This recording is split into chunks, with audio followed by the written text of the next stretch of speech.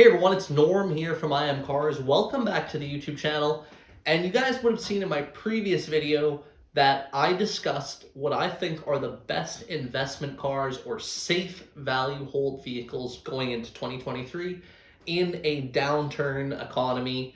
Car prices are falling, but those were some safe bets. So now I wanted to discuss, on the contrary, what I consider to be some terrible vehicle choices for investment purpose going into 2023. So this is cars that have been overinflated in value due to all the economic conditions and chip factory shortages, that sort of thing. And we've already seen a correction in some of these, but I think there's going to be a much bigger correction on a lot of these cars. So I wanted to prepare you guys for some of the worst vehicles investments in 2023. So let's get right into the list, and this particular list is in no particular order, unlike the previous lists where I did kind of a low price to high price on a best investment basis. So in no particular order, the worst investment car in 2023 is the Volkswagen Golf R. Now, the Golf R, it's just overpriced. Like, think about it. What do we have? We have a GTI with all-wheel drive. That's it. And these cars have been trading for MSRP about $45,000, and I've seen them up at like 60 to 65 grand. It's not worth that. It's worth MSRP for a new one, 45 grand, in that range. I think it's a decent car, nothing wrong with it at all. In turn, that has caused used 2016, 17, 18s to be like MSRP 40, 45 grand for that car. It's not worth that. It's a GTI with all-wheel drive. I think that car at 30 grand all day long, it's worth it, like an STI, like an Evo. There you go. Car number one, Golf R. Car number two, C8 Corvettes. Same thing, just absolutely overpriced. Their MSRP starts at like $79,900, and on the low end, they're selling for $110,000, $120,000. Higher option ones are pulling probably $150,000 still. It's not worth that. It's a Corvette. They're 3 model years old or 4 model years old now. There's a ton of them for sale. Like COVID and all this, when like there were supply issues. Yes, over MSRP, sure, there's none of them out there.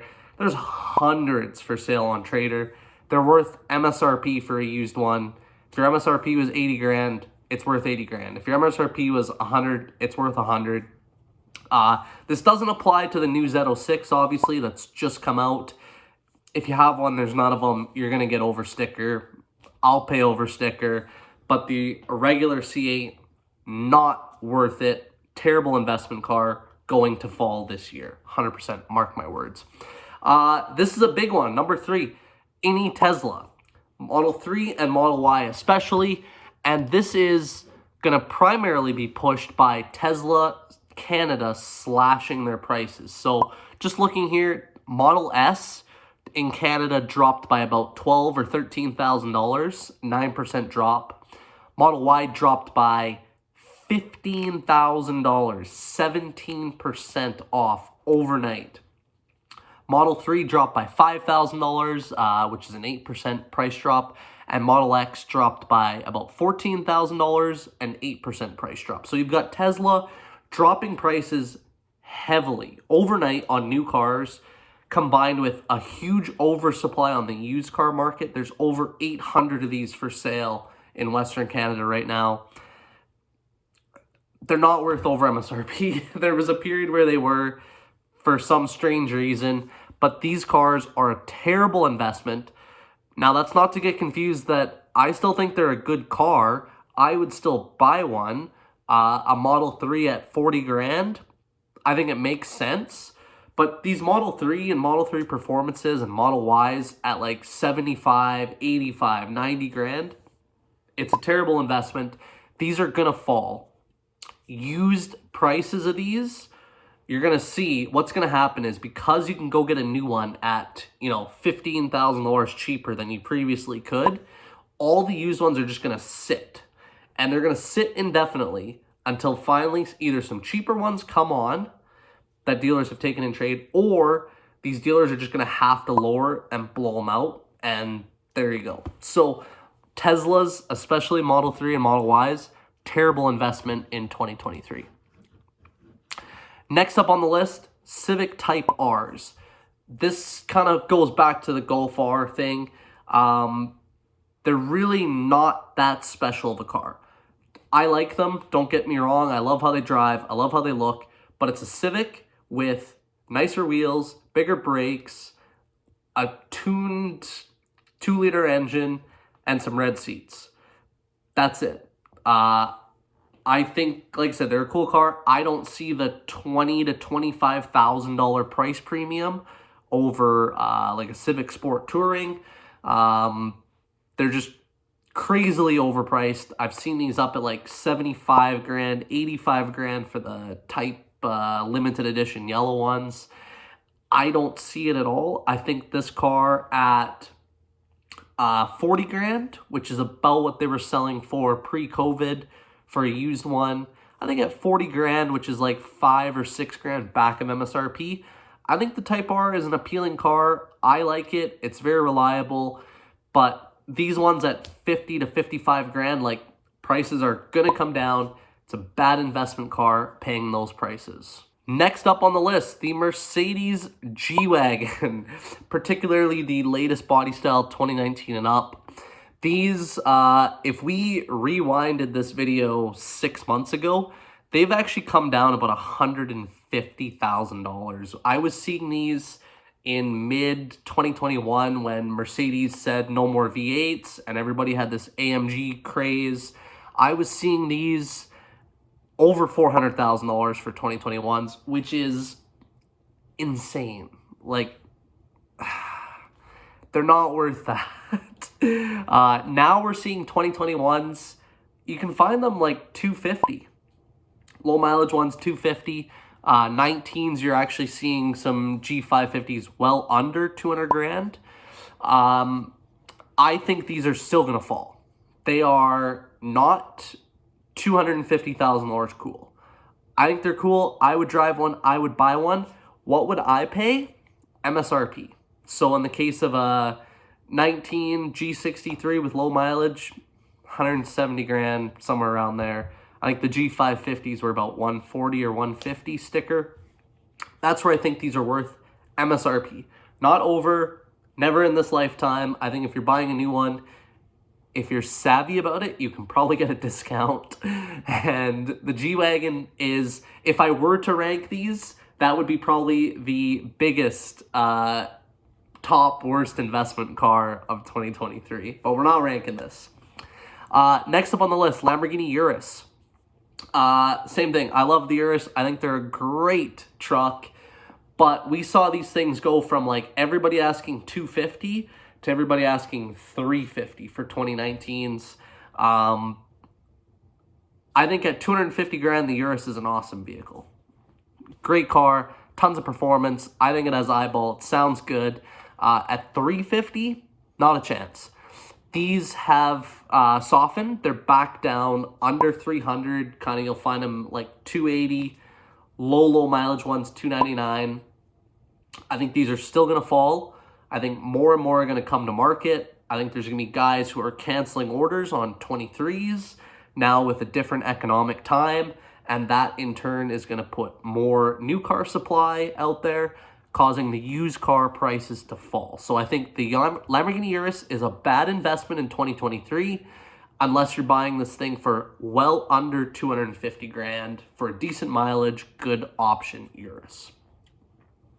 Next up on the list, the Ferrari Roma. This is Ferrari's new kind of GT car. I think the general consensus is they're kind of, let's not call it ugly, but it's not as out there and flashy as people like their Ferraris to be. I think they're very overpriced. Looking on the market, you're going to find ones at 300 grand and you're going to find ones at 400 grand. So they're just like two total ends of the spectrum on that car. I think this car, again, you're going to see people canceling orders on new ones with different economic times, which is going to put more new car supply out there, causing used car prices to fall. They're not in short supply. There's a lot of them on the market. And I think this car has to be sub 250 for sure. And even then, it's a very special type of buyer for that car. The Roma doesn't appeal to me at any price. If you told me it was 100 grand, it still doesn't appeal to me. Obviously, like, there's the factor of like knowing it's worth more, I would buy it. But at 100 grand, it doesn't excite me at all. Whereas there's cars at 100 grand that do excite me, that I think are cooler than the Roma. So the Ferrari Roma is going to be a bad investment car in 2023. Next bad investment car, Mercedes AMG Black Series. These things, during COVID, they had like a sticker of, I think, about 350 grand. And we were seeing over MSRP of like $400,000.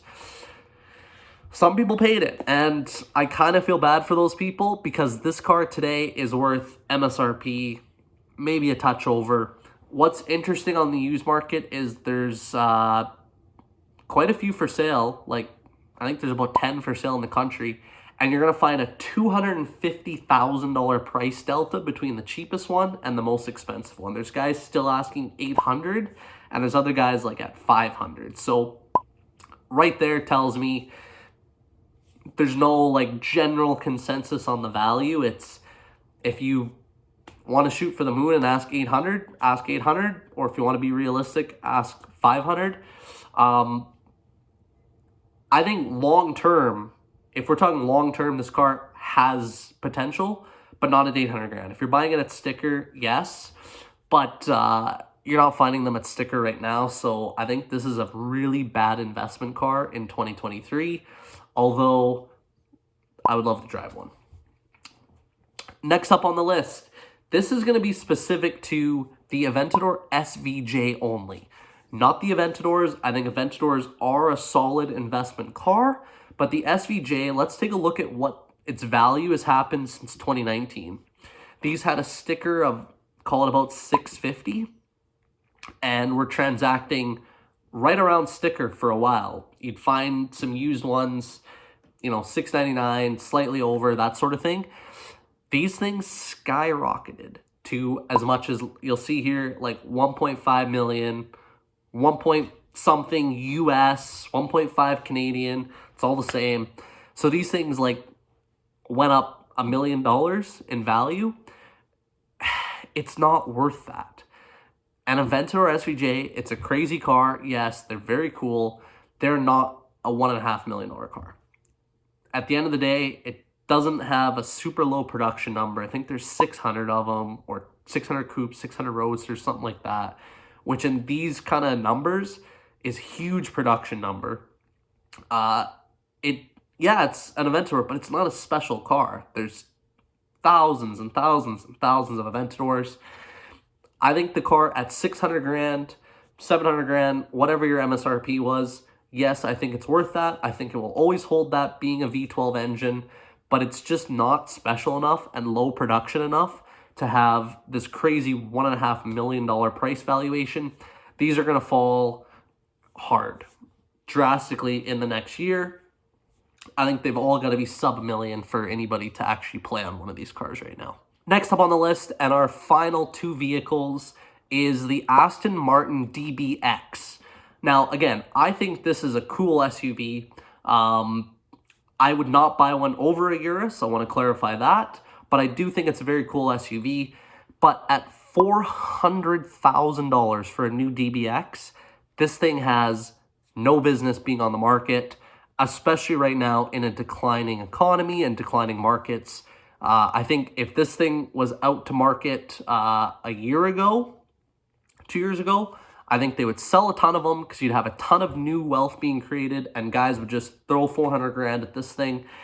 This thing is going to plummet. Astons have a traditional history of massive depreciation numbers, and the new DBX is going to be no exception. We are going to see these within 2 years at 50% of MSRP. Terrible investment car. This is a car, if you drive it off the lot, I would bet that you immediately right now lose $100,000 of value. Bad investment car. do not buy an Aston Martin DBX. And finally on the list, this is going to be a general brand, no specific model within that brand, but pretty much every model applies, and that is any Rolls-Royce, particularly focused on like buying a new one right now. I think what we had with Rolls-Royce was, like I mentioned on the Astons, was in the last 2 years, we've had this insane wealth creation phenomenon where there's all this new money being created, and guys, you know, if they're making $1 million a month or whatever, they're just going to buy whatever. Rolls-Royce was never a car that they would have bought. Market's good. Let's go buy a Rolls. It's the ultimate. It's the coolest. So Rolls-Royce had incredible sales numbers across Canada and the US, like record numbers. They'd never seen this many global sales before. So you have all this new money being created. Let's go buy a Rolls. Traditionally, Rolls-Royces were heavily depreciating vehicles, and that kind of changed over the last 2 years. You had short supply, high demand, like everything, and you could buy a Rolls, drive it for probably 6 or 12 months, and sell it for either MSRP or over, which happened to lots of cars, but that's like never been a thing for Rolls-Royce before, ever. So you had this new phenomenon, cool car, people are doing it with Rollses. Now Rolls-Royce is seeing a drastic pullback on deposits and customers taking delivery of new ones. Therefore, you're going to see the same transition into used. People are going to not buy the used ones. And again, there's almost 100 late model Rolls-Royces for sale across the country, which is a lot. And same thing as some of the other cars, you're seeing on the spectrum like a cheap Cullinan at $450, and then you're seeing some at $800,000. So there's no correlation between why is somebody asking $450 and why is somebody asking $800,000.